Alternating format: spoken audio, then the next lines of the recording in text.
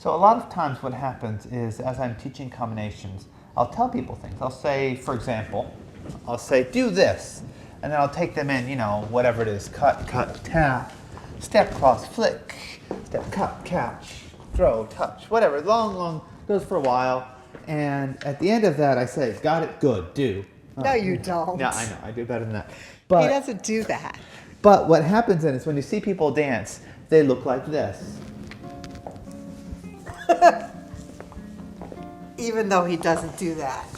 You do see this. And I'm exaggerating. So when we teach, just like in the videos, we show one little piece at a time, and we make sure people are comfortable doing it before we move on. So that was not just to himself. Okay, she's like, say the right. But even when we do that, if it's a long involved combination, you see people doing it like this. I mean, so the bottom line is when it pushes your limits, then you have to give all your attention to something. So for example, you give all your attention to what you have to do to her to get her to do what you want.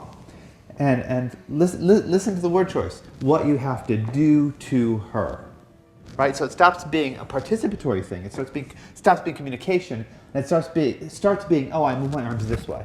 Yes, that's right. And so I want to say that half of this idea of being present with your partner is choosing smart things. It's hard to be present when you're doing the hardest thing you know. Yeah.